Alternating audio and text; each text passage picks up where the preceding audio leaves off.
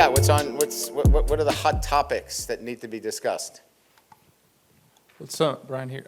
Michael Van Buren, Yeah. looks like he has maybe a hand injury. Is he going to miss some time with that, and if so, how much? No, he got the index finger jammed on his right hand.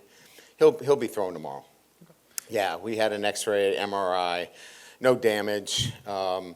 He was just sore, so we've shut him down a little bit, but he'll be back. He did light throwing. He'll do a throwing program in the afternoon today, and then we'll have him back out tomorrow. And then Witt not practicing yesterday, what's the reason? Yeah, behind load that? management for Witt, yeah. Harold too, or what was his situation? No, he had a personal day. He had some things he had to take care of, but he was back out there today. Coach, being the starting quarterback at LSU, always a big gig, a lot of responsibility, pressure. What about now with all the social media platforms, and are they more like a pro quarterback now because of the fact they're being compensated? And how does Garrett handle all those things?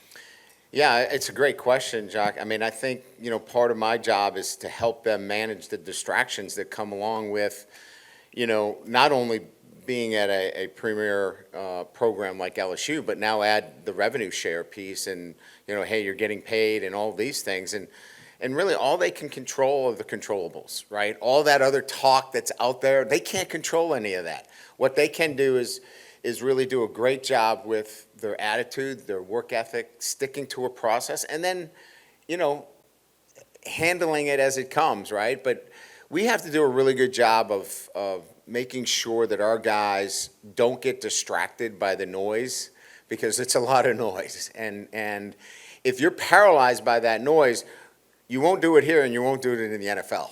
And we've seen that we've done a pretty good job with the quarterbacks here, that they have transitioned well to the NFL. So we'll continue to, lean on our process that we have that we think prepares our guys to handle those tough situations.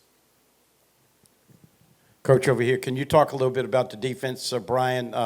Everybody's been raving about what they brought, advantages of playing more people, and if you think you've got aggressive playmakers that are going to bring in more TFL sacks and takeaways. Well, that all sounds good. We haven't played a game yet. We've only gone against each other, but I certainly love the depth, right, that we really haven't had over the first 3 years. We're able to rotate guys in competitive situations, whether it's at the edge, defensive tackle, linebacker, safety, and corner. Those were positions that we were just trying to get 11 out there. And you can't really get a competitive environment when you're so thin there. And, through the roster management and development, both in terms of guys developing in the program and the portal, has put us in a much better position where we can start to see that depth is paying off in practice. Coach, with Tyree Adams, what made him ready to take this pretty big mantle of, I guess, trying to take Will Campbell's position, and how has he sort of handled that? Well, we recruited what we thought was a talented player. We recruited somebody that we felt, fit our culture. So, you start with recruiting the right guys, and then they develop naturally within your program. And then when it's time to step in there, they've got to be prepared. So he was a 2-all last year and prepared himself very well. Like, he came to practice, prepared himself, was locked in, and essentially was waiting for his opportunity. And when his opportunity arose, and in particular in the bowl game, he played really well. I think it's everything that I just said. His consistent approach, coming to this building every day, focused on the details necessary to be a starting tackle. So I think he had the talent, he had the right traits coming in. He did a really good job of developing and being consistent, which has allowed him now to step in and be our starting left tackle. Brian, kind of a big picture question about team cohesion and unity. It's counterintuitive to me that you guys brought in so many pieces, but all fall camp, they've talked about the closeness of this team, right? So how are you all able to achieve that? Did you do anything differently this year? Is it just a credit to the guys? Or what are you seeing from that perspective with so many new additions to this team? I think the best analogy I can give you is that when your culture is established in the program, and established in the sense that when you bring in new players, they adapt to your program, not the other way around. And we weren't at that point in our program where we had everybody on board rowing in the right direction. So when these guys came in, it was just like, this is the way they do it. I better get on board or I'm not going to be part of what they do. So I think it starts with having the right locker room and knowing when you can go in and bring in people from the outside into your locker room. When your locker room is right and the standards are set and everybody's held to the same level of accountability, then it's easier to do that and have them really mesh with the entire group. Hey, Brian, we got to see Karis Kern on the right side at tackle Yeah. yesterday. Maybe just a thought on what you all are still trying to achieve with that offensive line with some of the switches this close to the game. Well, I think, if I could circle back, Tyree is going to be our starting left tackle. I think there's still a battle between Paul and Cohen Eccles, for one of the guard positions. Justin has nailed down one of the guard positions. Braylon has nailed down the center, excuse me, the center position. And I think there's still a battle for that next tackle position, which would be the right tackle. So we moved Karius over there to compete with Weston, to see who's our best. And maybe it's both of them, Matt, more than anything else. We wanted to see that maybe it's a combination or maybe it's one or the other. There wasn't enough competition there. We feel like Ori's coming along, but he wasn't there yet, so we wanted to create a little bit more competition at that right tackle position. Does that make sense? Excuse me. Yeah, Coach, just kind of being 3 or 4 weeks into fall camp right now, just is there anything that you've picked up on this team that maybe you wanted to see coming in that you have seen, or anything that maybe you wanted to see you haven't seen, anything that's just kind of stood out to you that maybe you were expecting coming into fall that you have seen or haven't seen? Well, I've been really pleased on the things that you guys don't really pay attention to, and not in a disrespectful manner, but their details, their habits, how they come to the building, how they use nutrition the right way, recover. All those things are really good signs that we have a group that's mature and understands how to take care of themselves and prepare themselves for the season. I think the things that probably stood out, or the things that stand out to you, is the depth that we now have at wide receiver. I think we're seeing even more depth on the defensive side of the ball, in the back end of our defense. It is so competitive right now back there. And we really like the development of our end play.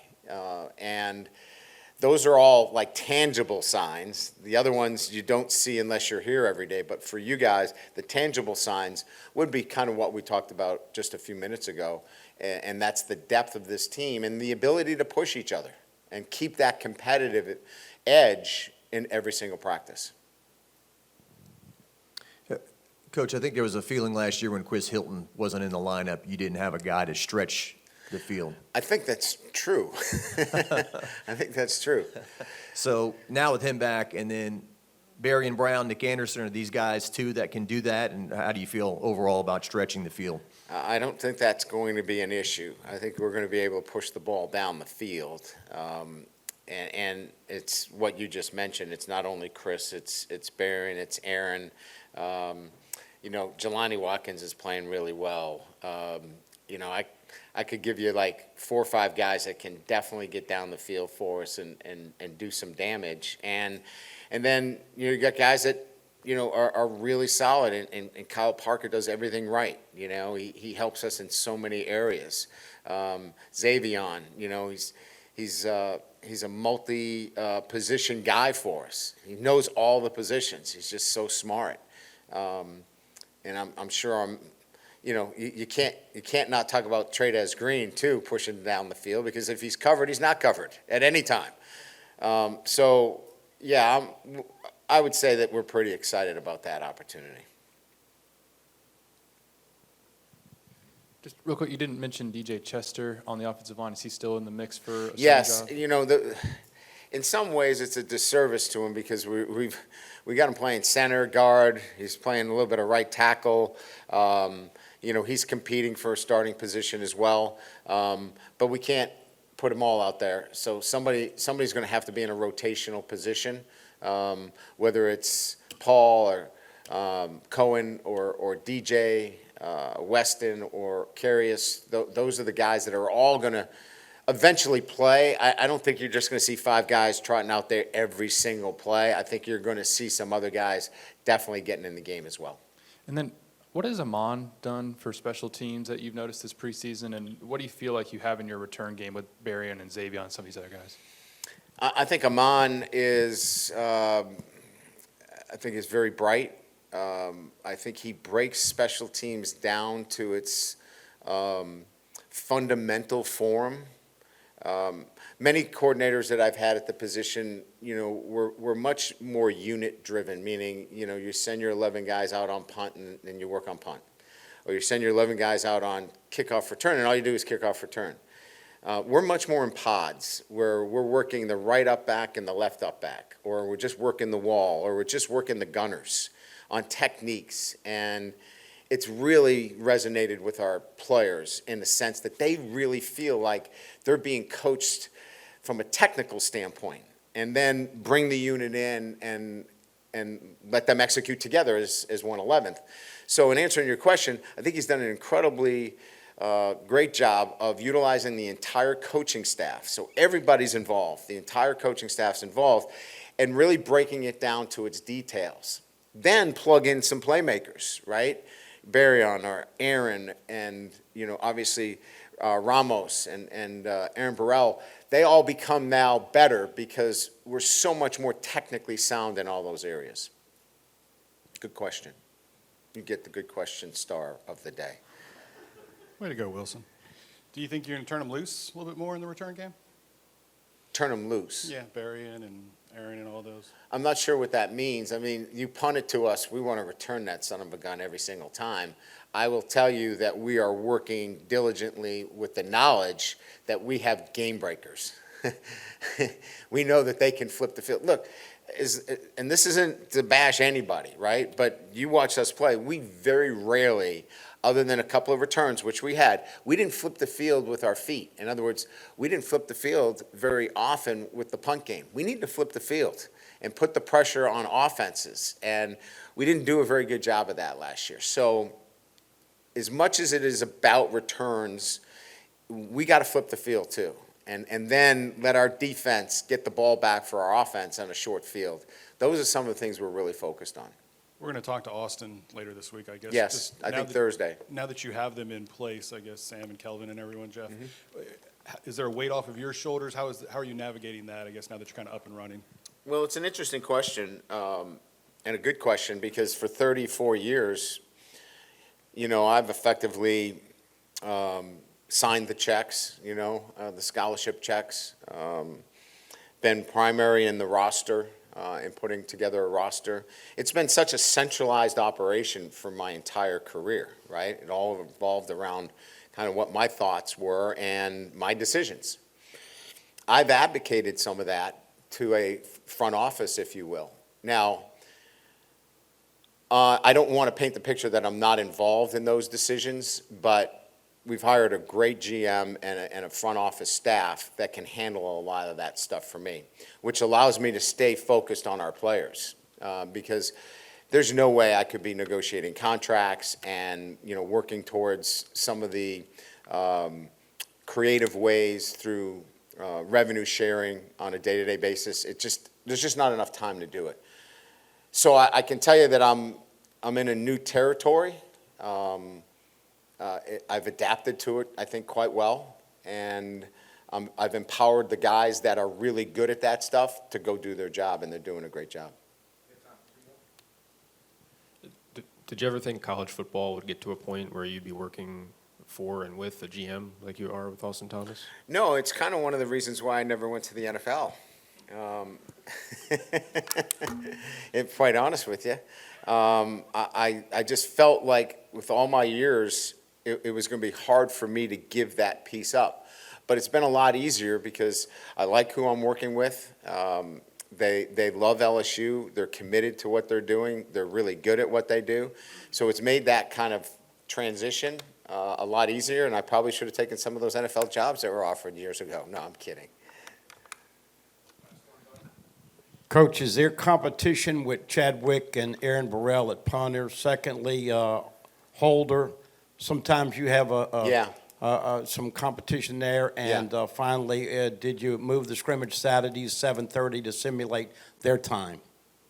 There's no competition at the punting position, but we are really pleased with Aaron Burrell's progress. Chadwick has been really good all camp.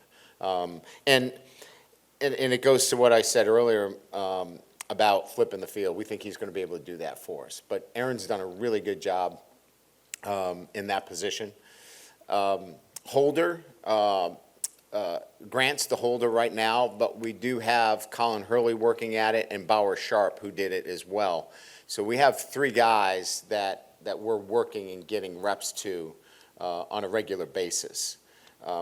We began last Saturday with our scrimmage at 7:30 to duplicate the night game, and we'll do that again this Saturday as well.